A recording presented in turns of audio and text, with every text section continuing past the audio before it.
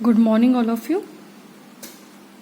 I am Neha Sharma, and today's topic is Indian Constitution. जो हमने जिसका कुछ ओवरव्यू जो था वो लास्ट क्लासेस में लिया था. I told you about what is constitution और आई होप आप लोगों को समझ में भी आया होगा. तो हमने फर्स्ट पेज लास्ट क्लास में और उसके बाद में नेपाल के बारे में हमने पढ़ा था कि नेपाल के अंदर कैसे किंग ज्ञानेंद्र जो थे वो बाद में जो माओइस्ट थे वो आए और उन्होंने रिप्लेस किया गवर्नमेंट को. काफ़ी साल तक उन्होंने वहाँ पर गवर्नमेंट बना के रखी, लेकिन after some time the king has to restore the parliament. उनको वो पार्लियामेंट छोड़ना पड़ा और उसके बाद में 2008 के अंदर नेपाल में मोनार्की जो थी वो अबॉलिश हो गई थी. मोनार्की मैं आपको पहले ही बता चुकी हूँ मोनार्की क्या होती है. मोनार्की वही किंग्स के आफ्टर किंग, किंग के आफ्टर किंग, किंग के आफ्टर किंग. वहाँ पे वोटिंग नहीं होती है. ठीक है जी. अब हम यहाँ से पढ़ते हैं. यहाँ आज का टॉपिक 7 जुलाई 2020. आज हम यहाँ से स्टार्ट करते हैं. तो जब भी आप लोग पढ़ें तो प्लीज़ अपनी बुक साथ में ले लिया कीजिए ताकि आप लोगों को पता रहे कि मैं कहाँ पढ़ रही हूँ. ठीक है, because we are not face to face, तो थोड़ा सा इशू हो सकता है अंडरस्टैंडिंग में. लेकिन फिर भी आप अपनी बुक लेके बैठे तो आप बेटर होगा. बेटर नहीं होगा, you should take your book, it is compulsory. Let us try and understand what we meant by this through two contrasting situations in the recent history of Nepal, a country that borders India on the north. आपने India का map देखा होगा. तो देखो मैं छोटा सा एक बनाने की कोशिश करती हूँ. मेरी ड्राइंग बड़ी गंदी है, ठीक है, but just try to bear with me. ये ना आपने देखा होगा कि इंडिया का ये नॉर्थ पार्ट है. अरे वाह, इज्जत बच गई मेरी. देखो अच्छा बन गया. ये इंडिया का नॉर्थ पार्ट है. मैं पूरा नहीं बनाऊंगी क्योंकि मेरे से इतना ही अच्छा बनता है. ओके तो ये नॉर्थ पार्ट है. मैप देखा होगा आपने इंडिया का. अब 8th क्लास में है, अगर आपने मैप नहीं देखा इंडिया का तो बहुत ही शर्मनाक बात है ये. तो यहाँ जब हम नॉर्थ में इस साइड की तरफ मतलब ईस्ट की तरफ हम जब अप्रोच करते हैं तो यहाँ इस साइड में नेपाल पड़ता है. तो यहाँ नॉर्थ में नेपाल है. ये मतलब उसकी जोग्राफिकल जो पोजीशन है इंडिया के पर्सपेक्टिव में वो यहाँ है, नॉर्थ में है. Got it. Until recently Nepal was a monarchy.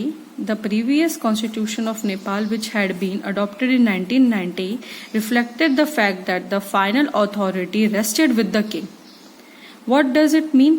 कि जो पहले का यानी कि 2008 से पहले का जब वहाँ पे मोनार्की खत्म हुई उससे पहले से एक कॉन्स्टिट्यूशन था वहाँ पे.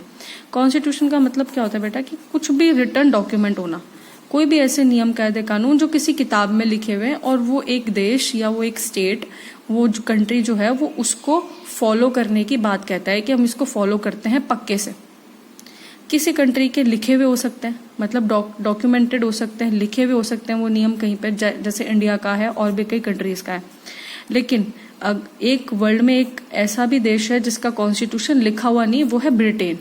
ब्रिटेन का जो कॉन्स्टिट्यूशन वो कहीं पर भी लिखा हुआ नहीं है. उन लोगों को वो जो नियम जो पहले से फॉलो करते आ रहे हैं ना किंग्स के टाइम से, वही नियम वो फॉलो करते जा रहे हैं बाद में. उन्होंने कहीं पे भी अपना कॉन्स्टिट्यूशन नहीं लिखा हुआ है. Which had been adopted in 1990, यानी कि जो पुराना उनका कॉन्स्टिट्यूशन था नेपाल का वो 1990 में अडॉप्ट किया हुआ था. Reflected the fact that the final authority rested with the king. Final authority. अब देखिए हमारे यहाँ पे क्या होता है, इंडिया की मैं बात बताती हूँ. तो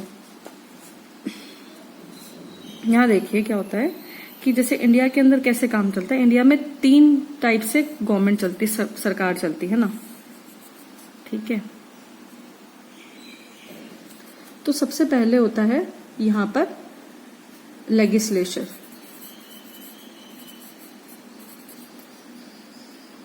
लेजिस्लेचर का मतलब होता है हमारी पार्लियामेंट, जो संसद. आपने देखी होगी ना जहाँ पे हंगामा मचाते हैं लोग, चिल्लाते रहते हैं, फिर वो स्पीकर कहता है शांत हो जाइए शांत हो जाइए, वो वाली जगह है ये. ठीक है, वहां पर एक्चुअली में वो लोग, आप छोटे हो तो हो सकता है आपने कभी देखा हो न्यूज में, आपके फादर मदर कभी न्यूज देखते हो, उसमें पार्लियामेंट का सीन आता हो, तो आप लोगों को लगेगा अरे यहाँ तो लोग लड़ाई करने जाते हैं, बल्कि ऐसा नहीं है, वहां पे लड़ने नहीं जाते हैं लोग। वहां पे जो है वो कोई भी विषय पर, कोई भी सब्जेक्ट पे वो लोग बात करते हैं, यानी कि जो पार्टी गवर्नमेंट में है वो पार्टी भी बैठती है, और जो नहीं है गवर्नमेंट में उस पार्टी के जो इलेक्टेड लोग हैं वो भी बैठते हैं, दोनों जने बैठते हैं। और वो लोग किसी भी टॉपिक पे, मान लो अगर कोई एक पैसे से रिलेटेड कोई बात है कि कोई बजट बनाना है या फिर कोई भी लॉ पास करना है, तो कोई भी लॉ जब बनता है उससे पहले वो लेजिस्लेचर में यानी कि पार्लियामेंट में वो जाना चाहिए। ठीक है, फिर है हमारा एग्जीक्यूशनरी, यानी कि यहां से कानून बने, पास हो गए, कानून के ऊपर बहस हुई, कानून के ऊपर वोटिंग हुई कि भाई हाँ ये कानून आना चाहिए कि नहीं आना चाहिए, वहां पे बैठे लोग वोट करते हैं। जब वो पास हो जाता है, यानी उसको हाँ या ना में अगर वोट्स मिल जाते हैं, वो पास हो गया, उसके बाद में एक बॉडी और होती है एग्जीक्यूशनरी। जैसे आप लोगों ने ऑफिसर सुने होंगे ना, आईएएस ऑफिसर्स होते हैं, ठीक है, जितने भी मतलब जो भी ऑफिसर्स वगैरह में हाई पोस्ट के जो लोग होते हैं वो एग्जीक्यूशनरी बॉडी में आते हैं, वो इन नियमों को लागू करते हैं। अब देखो वो नियम पार्लियामेंट में बन के पार्लियामेंट तक थोड़ी रहेगा, उसको देश के ऊपर अपन को वो व्हाट वी से इम्प्लीमेंट करना भी वो है ना, जरूरी है। तो जो ये पार्लियामेंट है, यहां से लॉ उठ करके मतलब इसको एग्जीक्यूट करते हैं। ठीक है, उसके बाद में थर्ड बॉडी आती है जुडिशरी। ये आपने पढ़ा होगा आई थिंक छोटी क्लासेस में, 6th या 7th में। नहीं पढ़ा है तो आज पढ़ लो। ठीक है, जुडिशरी का मतलब होता है कानून। ठीक है, कानून व्यवस्था। अब देखो कोई कानून बना, अब आप बोलोगे मैम यहाँ पे तो लॉ पहले ही बन रहा है पार्लियामेंट में, लेजिस्लेचर में, फिर यहाँ पे कानून कहाँ से आ गया? बेटा ये कानून बनाते हैं। ठीक है, जैसे कि अभी कोई ऐसा कुछ आया था, हाँ जी, थोड़े टाइम पहले मैं एक सिंपल सी बात बता देती हूँ कि केरला में एक मंदिर था सबरीमाला, उसमें लेडीज नहीं जा सकती थी, तो उसके ऊपर भी काफी मतलब लॉ बना। वो तो चलो सुप्रीम कोर्ट ने दिया था। उसके अलावा जैसे फॉर एन एग्जांपल मैं आपको दे दूं, जैसे कि सुप्रीम कोर्ट है ना, तो सुप्रीम कोर्ट में जजेस कम पड़ रहे हैं। ठीक है, और चाहिए, काम बढ़ गया है तो जजेस और चाहिए। तो क्या होगा कि हमारा जो पार्लियामेंट है, पार्लियामेंट वो ये बिल पास करेगी, लॉ पास करेगी। ठीक है कि हाँ भाई हमको इतने से इतने मेंबर्स बढ़ाने। ठीक है, हो गया ये काम। ठीक है, एग्जीक्यूशन कहाँ होगा इसका? कोर्ट के अंदर होगा। कहाँ पे? सुप्रीम कोर्ट में होगा कि हाँ भाई हमने जजेस बढ़ा दी। ठीक है, ये काम हो गया। अब आगे होगा आपको, इनका काम सिर्फ बनाने का है, इनका काम इम्प्लीमेंट करने का है। इनका काम अगर इम्प्लीमेंट नहीं हुआ है तो उसके अगेंस्ट में पनिशमेंट देने का इनको अधिकार है। यानी कि जुडिशरी जो है, सुप्रीम कोर्ट जो है वो जुडिशरी के अंडर आता है। मान लीजिए अगर आपके किसी के आपके साथ कुछ भी बुरा हुआ है, कोई धोखा हुआ है, किसी ने किसी के साथ भी गलत किया है, या फिर आपके फंडामेंटल राइट्स अगर अबॉलिश हुए हैं, ठीक है, तो आप कोर्ट में जा सकते हैं। ठीक है जी, कोर्ट जो है किसके बेसिस पे काम करता है? अब ये कोर्ट जो है वो हमारे कॉन्स्टिट्यूशन के बेसिस पे काम करता है। जो भी चीजें हमारे संविधान में लिखी हुई है वो काम करेगी जुडिशरी से मिलकर के। ठीक है, इसके अलावा वो किसी को भी फॉलो नहीं करेंगे, किसी भी बुक को फॉलो नहीं करेंगे। ठीक है, कॉन्स्टिट्यूशन को ही फॉलो करेंगे जुडिशरी में कौन होते हैं? वही सुप्रीम कोर्ट के, हाई कोर्ट के या सिंपल कोर्ट के जजेस होते हैं। I hope I am able to convey you कि लेजिस्लेचर, जुडिशरी और एग्जीक्यूशनरी बॉडीज क्या होती हैं। अगर अभी भी नहीं आए तो प्लीज डू कमेंट मी और लेट मी नो, क्योंकि अगर अभी नहीं आया तो बेटा फिर बाद में भी नहीं आएगा, फिर आप कंफ्यूजन लेके घूमते रहोगे, नहीं पल्ले पड़ेगी फिर वो चीज। ठीक है, हम आगे कहाँ पे थे कि हाँ, अब देखिए जो पहले का कानून था वो क्या था? कॉन्स्टिट्यूशन जो था वो उनके जो किंग ने अपने हाथ में लिया हुआ था, मतलब जो किंग बोलता था वही काम होता था।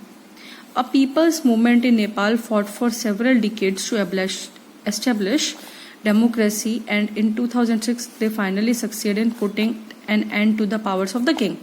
ठीक है, ये भी हमको पता है कि किंग के जो पावर्स थे वो 2006 में खत्म हो गए थे। The people had to write a new constitution to establish Nepal as a democracy. अब देखिए वो पुराने, अब मान लो डेमोक्रेसी की बात हम करेंगे, अगर डेमोक्रेसी वहां पर होगी तो पुराने कॉन्स्टिट्यूशन से थोड़ी चल पाएंगे, क्योंकि पुराने कॉन्स्टिट्यूशन में तो किंग ने अपनी मनमानियां करी हुई थी, वो तो डेमोक्रेसी में होती ही नहीं ना, वो तो मोनार्की में थी। इसलिए उन्होंने कहा कि हमको अब नया कॉन्स्टिट्यूशन, नया संविधान, नया कानून चाहिए। The reason that they did not want to continue with the previous constitution is because it did not reflect the ideals of the country that they want Nepal to be and they have fought for. मतलब क्यों? क्योंकि उसमें ऐसी चीजें नहीं थी, है ना, प्रीवियस कॉन्स्टिट्यूशन में ऐसी बातें नहीं थी जो उनको अपने नेपाल में चाहिए थी। ओके, जैसा नेपाल वो चाहते थे। आज के लिए इतना ही काफ़ी है, और नेक्स्ट क्लास में हम आगे पढ़ेंगे, और आई होप आप लोगों को अच्छा लगा होगा पढ़ करके। Please like, share and subscribe to my channel. Thank you so much. Have a nice day.